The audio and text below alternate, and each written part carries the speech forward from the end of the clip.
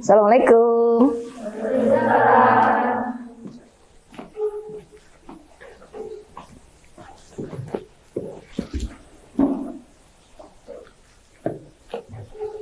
Untuk memulai pembelajaran pada pagi hari ini, alangkah baiknya kita berdoa menurut kepercayaan dan agama masing-masing. Berdoa mulai. Berdoa selesai.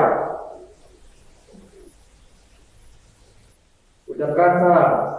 Assalamualaikum warahmatullahi wabarakatuh. Waalaikumsalam warahmatullahi wabarakatuh. Apa kabar anak ibu? Sudah sarapan? Ya, jangan lupa sarapan ya. Karena di masa pandemi ini kita tetap harus jaga kesehatan. Ingat pesan ibu, memakai masker, menjaga jarak, dan mencuci tangan. Baik, ibu absen dulu ya. Anissa Jovania, Cakra, Nabila, Saputri, Sinta, Tirta, Vera, Yani. Oke, hadir semua ya nak. Baik, hari ini kita sambung materi minggu lalu, yaitu tentang indikator asam basa ya. Ya, minggu lalu kita telah belajar apa? Masih ingat? Ya, asam basa. Ada 3 teori asam basa. Apa aja? Ada yang masih ingat? Ya, silakan Vera. Ada 3 konsep yaitu Arrhenius, Lowry, dan Lewis. Ya, bagus ya. Ada yang lain? 3 konsep tadi. Arrhenius apa tadi? Arrhenius, Bronsted-Lowry, dan Lewis. Oke. Apa pengertian asam menurut Arrhenius? Siapa yang tahu? Masih ingat? Saya Bu. Ya, silakan Tirta. Asam adalah zat yang jika dilarutkan dalam air akan menghasilkan ion H+. Ya, bagaimana dengan kalau basa? Kalau bahasanya basa adalah zat yang jika dilarutkan dalam air akan menghasilkan ion OH-. Nah, benar ya yang dikatakan Tirta tadi. Konsep yang kedua yaitu asam basa menurut Bronsted-Lowry. Ada yang masih ingat asam menurut Bronsted-Lowry? Saya Bu. Ya, Yani silakan. Adalah senyawa yang memberikan proton atau donor proton H+. Ya, benar. Lalu bagaimana dengan yang basa Yani? Basa adalah senyawa yang menerima atau akseptor H+. Ya, benar ya. Lalu untuk konsep yang ketiga, siapa masih ingat? Saya Bu. Ya, Nabila. Menurut Lewis, asam itu menerima pasangan elektron, tapi kalau basa itu memberikan atau mendonorkan pasangan elektron. Ya, benar. Alhamdulillah, kalian masih ingat semua ya. Baik, kita lanjut materi selanjutnya. Ya, namun sebelumnya kita lihat dulu video berikut ya. Oke, diperhatikan videonya ya nak, sambil dicatat hal-hal penting atau hal-hal yang ingin kalian tanyakan nanti ya. Yang merupakan contoh senyawa asam, sabun dan silik yang merupakan contoh senyawa basa. Untuk senyawa asam, apabila kita cicipi akan terasa asam dan sekat di tangan, sedangkan untuk senyawa cicipi akan kita pegang. Nah, untuk mengenali sifat asam atau basa, tidak boleh kita cicipi atau kita pegang karena sangat berbahaya. Akan menyebabkan melepuh di padaan dan bila terkena mata akan menyebabkan kebutaan. Contoh yang lainnya adalah NaOH, licin dan gatal-gatal serta tangan mudah terluka dan iritasi. Nah, bagaimanakah caranya mengidentifikasi suatu zat yang bersifat asam atau basa?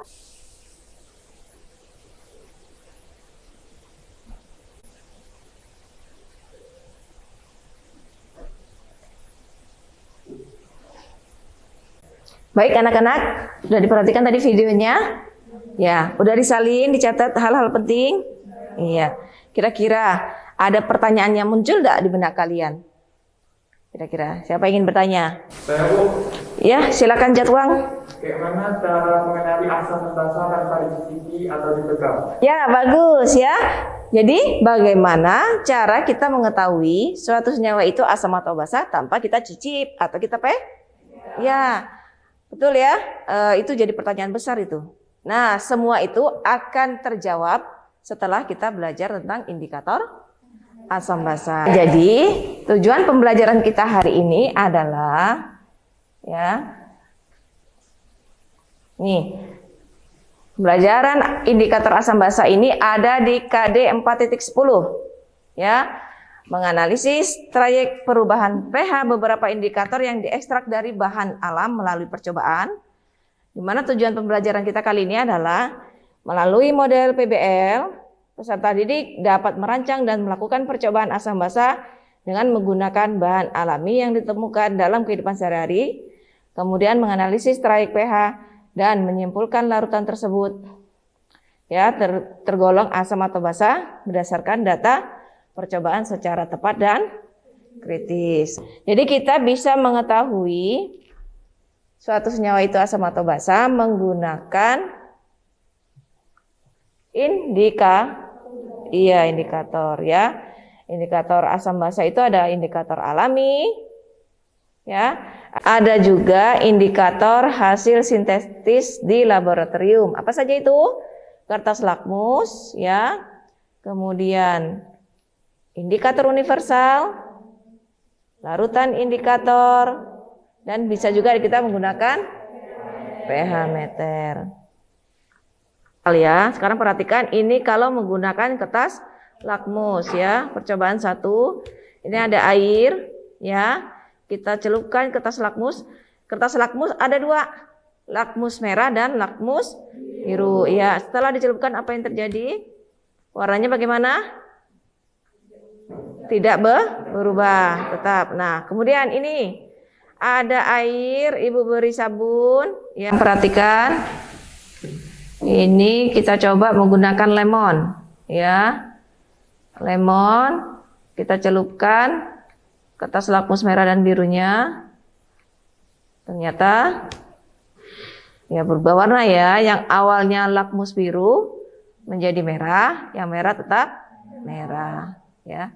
Jadi pada larutan asam lakmus merah tetap merah, lakmus biru jadi merah. Nah, anak-anak sekalian ya, Ibu ingin menunjukkan ya aplikasi PET Corralado ya. Kita tuangkan sabunnya. Nanti Ibu kasih tahu linknya. Nanti kalian bisa coba menggunakan HP kalian ya. Nah, berapa pH-nya? 10 ya. Lanjut, misalnya lagi kita ganti. Kita ingin mengecek kopi. Ya. Kita tuangkan dulu. Lalu kita cek pH-nya, ternyata pH-nya 5. Nah, ini yang aplikasi PET Corralado tapi menggunakan indikator universal. Nah, ya. Misalnya kita mau mengecek asam kuat, kita menggunakan indikator universal. Kita masukkan, nah berubah warnanya ya. Lalu kita cocokkan dengan skala pH-nya. Kira-kira pH berapa? Nah, satu lagi untuk basa kuat, ya kita celupkan, berubah warnanya ya. Nah, lalu kita tarik, kita cocokkan. Kira-kira skala pH-nya berapa? Mana warna yang cocok? 12 atau 13? 12 ya. Ya, ini aplikasi PET Corralado-nya bisa kalian coba di HP ya. Tapi kalau ada yang mau coba sekarang boleh? Ada yang mau coba? Ya, boleh Nabila? Nah, misalnya Nabila mau tes apa? Susu, milk tuh, boleh? Yang bawah. Nih, nah, klik itunya. Ya. Nah, pencet ininya kita isi dulu. Oke. Ya. Oh, cukup ya, tarik. Ini pH meter ya, dianggap sebagai pH meter. Ya, ternyata kalau susu pH-nya 6,5. 6,5. Oke. Yang lain misalnya? Tandu dulu. Tandu aja langsung. Nah, ini. Nanti boleh dicoba pakai HP ya. Apa lagi? Orange juice. Soda, oke, soda pop.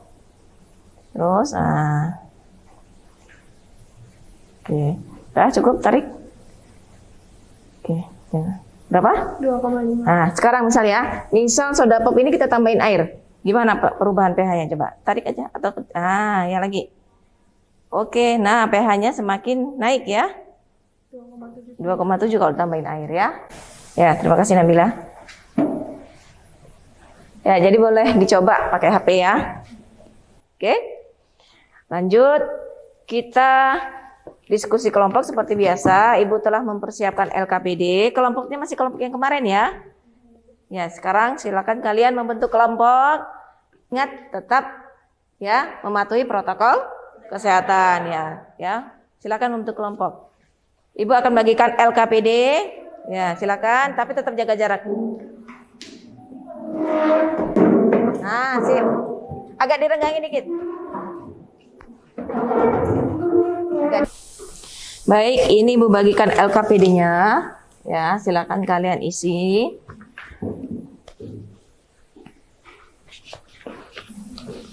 Ya, silakan kalian isi ya LKPD-nya. Boleh ini 2. Jadi 1/2 boleh. Nah. Ya. Ibu telah memberikan kasus. Ya, silakan perhatikan. Kasusnya itu bahan yang ada di rumah itu. Apa itu? Gambar apa itu? Sunlight. Dalam kemasan Sunlight ya, ada gambar jeruk nipis. Ya, kita juga kalau cuci piring biasanya kita tambahin jeruk nipis ya. Nah, sekarang di Sunlight itu ada kemasan, di kemasan Sunlight itu ada gambar jeruk nipis. Jadi menurut kalian Sunlight itu tergolong asam atau basa? Asam. Basa. Ya. Silakan kalian diskusikan kasus-kasus inya, kemudian jawab LKPD-nya ya. Kalian buka internet ya. Buka dari manapun boleh, cari informasi sebanyak-banyaknya. Selesaikan kasus yang ada di LKPD ya. Tadi ada yang berpendapat bahwa Sunlight itu karena ada jeruk nipis ya di kemasannya itu, berpendapat bahwa itu bersifat asam. Ada yang mengatakan bersifat basa. Ya, silakan kalian diskusikan. Ya, selesaikan kasus itu, kemudian selesaikan soal-soal yang ada di LKPD. Nah, kemudian di kegiatan 2 ya, jadi kegiatan hari ini kita akan merancang percobaan indikator alam ya, menggunakan indikator alam. Nah, di LKPD itu telah Ibu kasih atau Ibu beri link ya, link video dan artikel. Di sana ada cara membuat kertas indikator alami. Hari ini kita hanya merancang. Kira-kira untuk praktikum menggunakan kertas indikator alami itu bagaimana caranya? Alat apa saja yang dibutuhkan? Ya, kalian boleh buka referensi video tersebut, tapi Ibu minta ya, jika di video itu menggunakan indikator alaminya kunyit, kalian ganti. Jangan sama. Kalian cari bahan lain yang kira-kira bisa digunakan sebagai indikator alami ya. Ya, kalian diskusikan, silakan mau menggunakan bahan apa, alat apa, dan bagaimana cara mengerjakannya. Ya, mengerjakan praktikum menganalisis sifat asam basa menggunakan kertas indikator alami. Silakan. Kalau ada yang bingung, silakan tanya ke Ibu ya.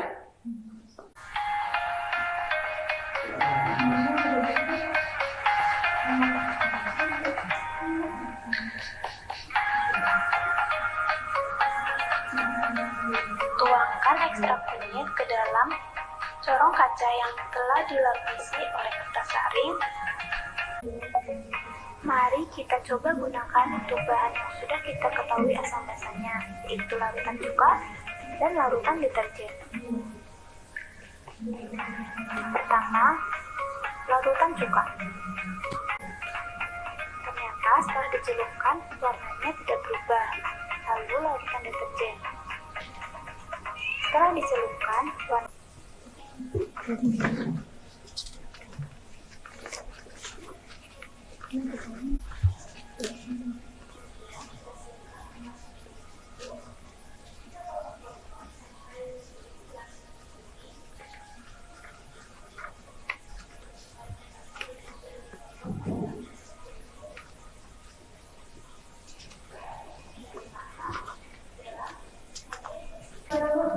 Oh ya, ya Sinta, yang mana?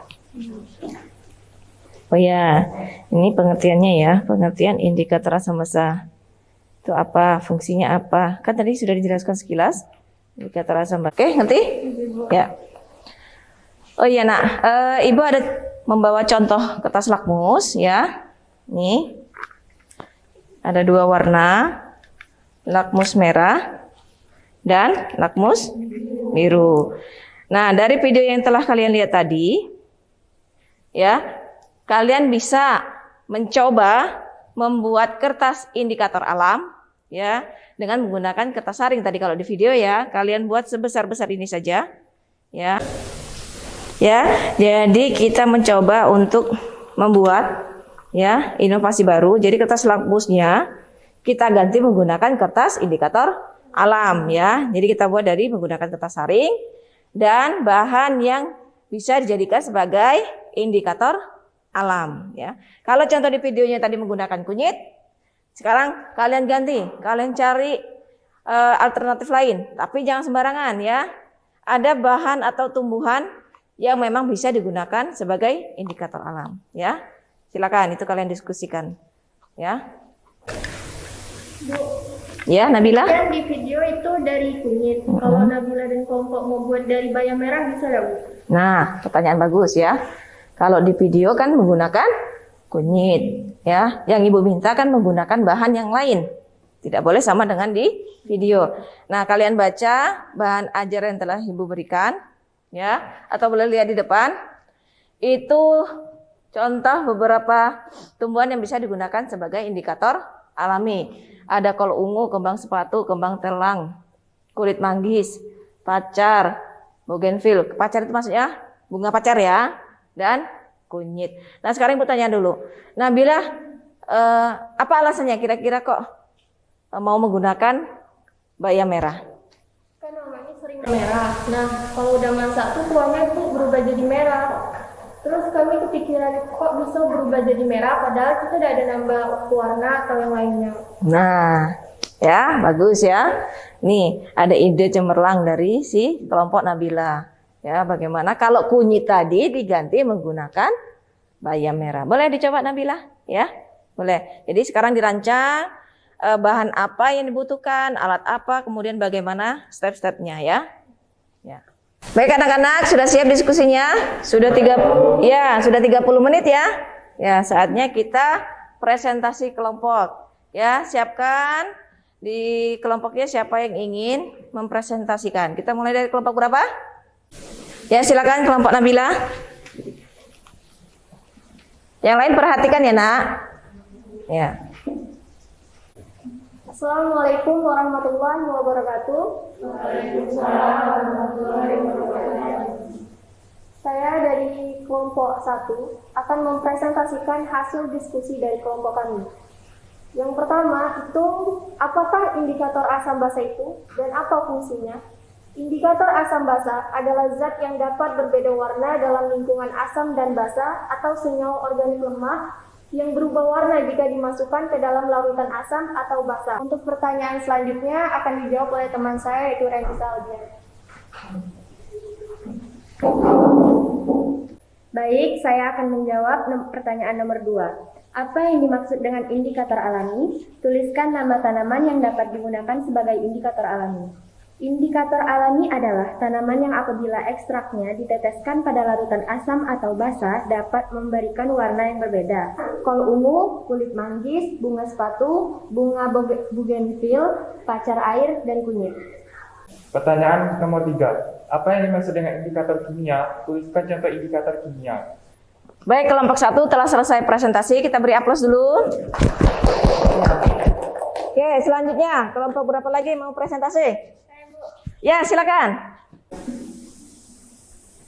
Baik, saya Cinta Waristi ingin mempresentasikan diskusi kami tentang rancangan praktikum indikator alami. Untuk alat dan bahan kami menyiapkan satu yaitu. Baik, beri aplaus dulu untuk kelompok 2. Ya. Selanjutnya, kelompok terakhir. Ya, Tirta silakan. Assalamualaikum warahmatullahi wabarakatuh. Waalaikumsalam warahmatullahi wabarakatuh. Saya ingin mempresentasikan hasil dari diskusi kelompok kami tentang rancangan praktikum indikator alami. Untuk alat dan bahan akan dibacakan oleh Yani. Selanjutnya, langkah kerja percobaannya. 1. Masukkan larutan asam dan basa yang telah disiapkan ke dalam gelas aqua. 2. Beri label nama larutan pada gelas tersebut. 3. Celupkan kertas indikator alami yang telah dibuat ke dalam larutan yang telah disediakan. Keempat, amati perubahan warna yang terjadi. Baik ya. Beri aplaus dulu untuk kelompok 3. Ya, kalian semua sudah mempresentasikan rancangan ya yang akan rancangan praktikum yang akan kalian lakukan. Ada yang masih bingung? Enggak. Oke. Baik, anak-anak, untuk pembelajaran hari ini ya, kita sama-sama coba menyimpulkan ya pembelajaran hari ini. Siapa yang bisa bantu kesimpulan pembelajaran hari ini? Ya, Saputri.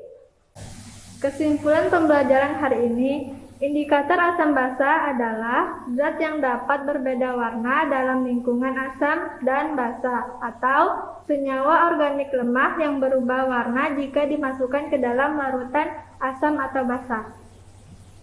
Ya, terima kasih Saputri. Bagus jawabannya ya. Oke, kesimpulan yang kedua. Siapa yang bantu? Saya, Bu. Ya, silakan. Jenis indikator yang bisa digunakan antara lain kertas lakmus, indikator universal, larutan indikator, dan indikator alami. Ya, benar ya yang dikatakan Indah Irma tadi. Nah, kira-kira ada kesimpulan lagi? Ya, silakan Renisa.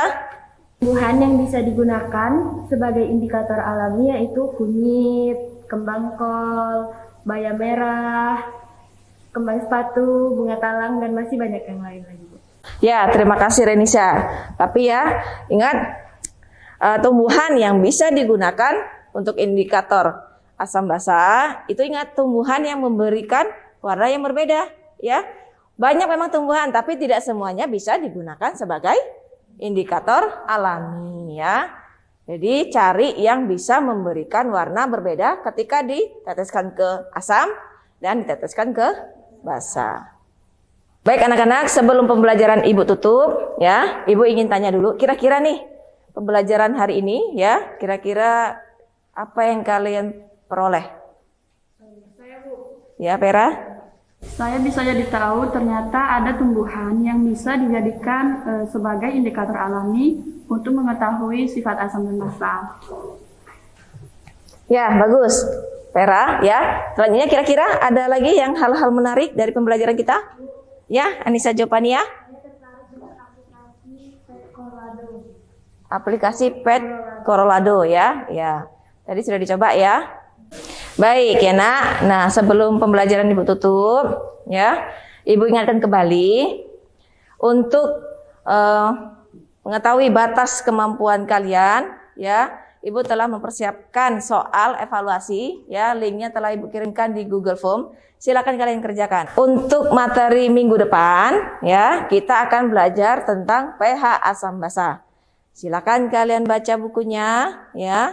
Kalian pelajari. Kita lanjutkan minggu depan ya.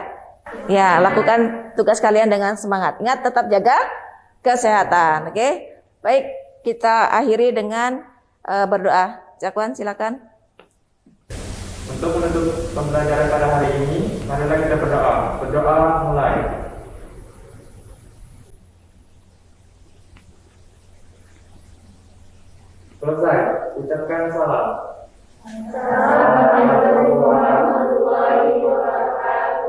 Waalaikumsalam warahmatullahi wabarakatuh. Makasih ya nak ya.